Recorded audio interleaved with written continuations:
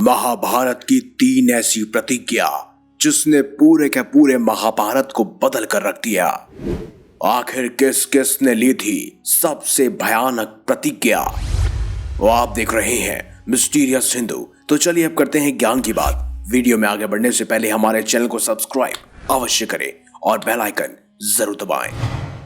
रघुकुल रीत सदा चली आई, प्राण जाए पर वचन न जाए। कहते हैं क्षत्रिय कभी अपनी प्रतिज्ञा नहीं तोड़ते, क्योंकि अगर ऐसा ना होता तो शायद कभी महाभारत का युद्ध ही नहीं होता।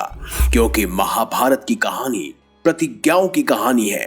निष्ठा, कामना, सत्य और षड्यंत्रों के इर्द गिर्द घूमती महाभारत की कहानी में प्रतिज्ञाओं की एक अलग ही भूमिका थी। कुरुक्षेत्र की रणभूमि पर इन प्रतिज्ञाओं ने ही युद्ध किया। जहां वार भी प्रतिज्ञाएं करती थी तो घायल भी प्रतिज्ञाएं होती थी। अगर दूसरे शब्दों में कहा जाए तो ये प्रतिज्ञा ही महाभारत की असली वजह थी। आज हम बात करेंगे महाभारत की ऐसी 3 प्रतिज्ञाओं के बारे में जिन्होंने पूरे भारत को हिलाकर रख दिया।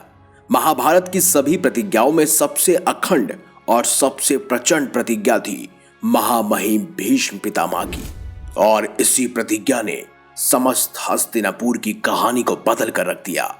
भीष्म प्रतिज्ञा महाभारत की सभी अन्य प्रतिज्ञाओं से भिन्न थी, जो किसी अन्य के लिए नहीं बल्कि स्वयं से ली गई थी।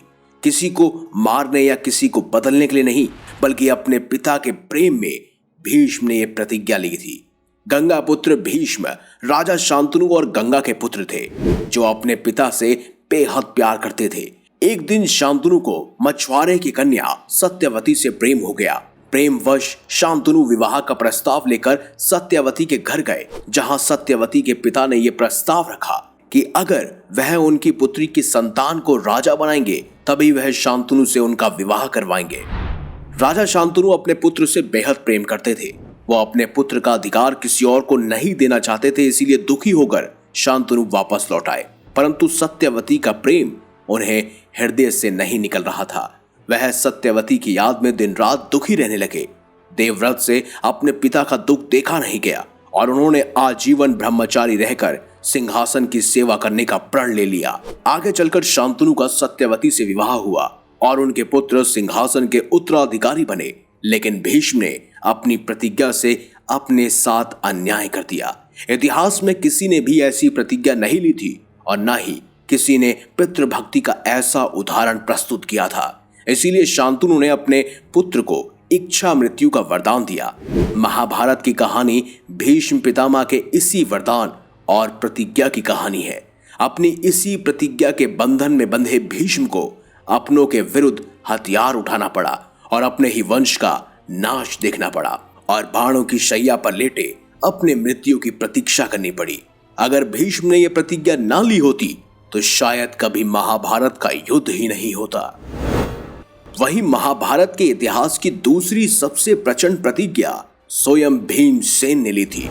जी हां, कुरु राज्य सभा में हुए द्रौपदी के अपमान को देखते हुए भीम ने अति विनाशक प्रतिज्ञा ली। भरी सभा में दुशासन ने द्रौपदी का चीरहरण किया था और दुर्योधन ने द्रौपदी पर आपत्तिजनक टिप्पणी की थी, जिसके परिणाम स्वरूप भीष्म ने दुशासन की छाती को चीरने और उसके खून को पीने, साथ ही उसके खून से द्रौपदी के केश को धोने और दुर्योधन की जांघ को तोड़ने का एक खास प्रतिज्ञा ली। भीमसेन की यह प्रतिज्ञा आगे आने वाली अनहोनी की सूचना थी। महाभारत के युद्ध में भीमसेन के इसी प्रतिज्ञा के तहत युद्ध हुआ और दुर्योधन सहित उसके सभी भाइयों को भीम ने मार डाला और अपनी प्रतिज्ञा पूरी की। कहा जाता है कि महाभारत के युद्ध में सबसे दर्दनाक और मर्मम हत्या स्वयं दुशासन की हुई थी, जो भीम ने की थी। महाभारत के युद्ध में भीमसेन की इस प्रतिज्ञा ने बड़ी ही अहम भूमिका निभाई। भीम की इसी प्रतिज्ञा को भी महाभारत का एक कारण माना जा सकता है, क्योंकि अपनी इस प्रतिज्ञा की पूर्ति के लिए भीम ने अपने सगे संबंधियों का मोल नहीं किया और कुरुक्षेत्र की रणभूमि में एक एक कर अंधे राजा धृतराष्ट्र के 100 पुत्रों की बलि चढ़ा दी। कुरुक्षेत्र की भूमि पर हुआ रण संहार भीमसेन की प्रतिज्ञा का ही परिणाम था। उस कुरु समाज में भीमसेन ने जितनी आवेग में प्रतिज्ञा ली थी, उन्होंने उसी आवेग से अपनी प्रतिज्ञा की पूर्ति की। दुर्योधन ने भीम से अपने भाइयों को बचाने का बहुत प्रयत्न किया, लेकिन दुर्योधन का कोई भी योद्धा उससे और उसके भाइयों को भीम के क्रोध से नहीं बचा सका। महाबली भीमसेन ने कौरवों के रक्त से अपनी प्रतिज्ञा की पूर्ति की और महाभारत कहानी के नायक बन गए। अगली और आखिरी प्रतिज्ञा महाभारत के किसी और ने नहीं बल्कि महान धनुर्धारी अर्जुन ने ली थी, जो कि एक अति विनाशकारी प्रतिज्ञा थी।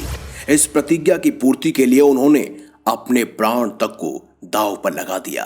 अर्जुन ने अपनी प्रतिज्ञा जिस क्रोध की स्थिति में ली थी, उसे देखकर कुरुक्षेत्र का हर योद्धा दंग रह गया था।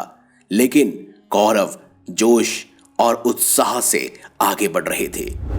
जब अभिमन्यु वीर गति को प्राप्त हुआ, तब सिंधु राजा जयद्रथ ने अन्य पांडवों को द्वार पर ही रोक लिया। जयद्रथ की वजह से ही पांडव अभिमन्यु की मदद से चूक गए थे और अभिमन्यु वीर गति को प्राप्त हो गए। जब इस बात की खबर अर्जुन को लगी, तो उनके पुत्र की मृत्यु का कारण जयद्रथ है, उन्होंने यही माना और वह अत्यंत क्रोधित हो उठे। अर्जुन ने यह प्रतिज्ञा ली कि अगर वह अगले दिन युद्ध में जयद्रथ को ना मार पाए, तो अग्नि समाधि लेकर अपने आप को जलाकर खाक कर लेंगे। अगले दिन युद्ध में दुर्योधन ने जयद्रथ की सुरक्षा बढ़ा दी। पूरा दिन बीत गया, अर्जुन जयद्रथ को मारने में बिल्कुल भी सफल नहीं हो पाए। इस बात से जयद्रथ साथ ही सभी कौरव प्रसन्न थे, लेकिन यहां पर भी भगवान श्री कृष्ण की लीला थी। उन्होंने अपने सुदर्शन चक्र की सहायता से सूरज की रोशनी रोक दी, जिस कारण सबको लगा कि अब रात्रि का अंधकार होने वाला है। जयद्रथ प्रसन्न होकर अर्जुन के सामने आ गया और इस तरह महादेव से मिले हुए पशुपतास्त्र की सहायता से अर्जुन ने जयद्रथ का सर धड़ से अलग कर दिया। लेकिन जयद्रथ के पास भी एक अनोखी ताकत थी, या आप उसे वरदान भी कह सकते हैं, जो स्वयं उनके पिता ने ही उन्हें दिया था कि अगर कोई भी मनुष्य जयद्रथ को मारने का प्रयास करेगा, तो वह भी जयद्रथ की भांति ही मारा जाएगा। जयद्रथ का सिर्फ और सिर्फ उनके पिता के आगे ही गिरना चाहिए, और पशुपतास्त्र की सहायता से अर्जुन ने ऐसा ही किया। जयद्रथ को मारकर अर्जुन ने न सिर्फ अपनी प्रतिज्ञा पूरी की, बल्कि अपने पुत्र अभिमन्यु की मृत्यु का बदला भी लिया। पितामह भीष्म, महाबली भीमसेन और अर्जुन की इन प्रतिज्ञाओं को महाभारत की सबसे प्रमुख प्रतिज्ञाओं में से एक माना जाता है। इन 3 प्रतिज्ञाओं ने न सिर्फ महाभारत की कहानी को प्रभावित किया, बल्कि इसका प्रभाव कुरुक्षेत्र की रणभूमि पर भी दिखा। कोई ऐसी प्रतिज्ञा जो हमसे छूट गई हो, लेकिन आप उसके बारे में जानते हो, तो प्लीज हमें कमेंट में जरूर बताएं। आपके हिसाब से महाभारत की सबसे भीषण और दृढ़ प्रतिज्ञा कौन सी थी, ये भी हमें जरूर बताएं। वीडियो अगर आपको अच्छी लगी है तो लाइक कीजिए, हमारे चैनल को सब्सक्राइब कीजिए और ज्यादा से ज्यादा शेयर भी कीजिए। मिलेंगे अगली बार एक नई खास वीडियो के साथ। अब तक के लिए देखते रहिए संपूर्ण ज्ञान का केंद्र बिंदु, मिस्टीरियस हिंदू।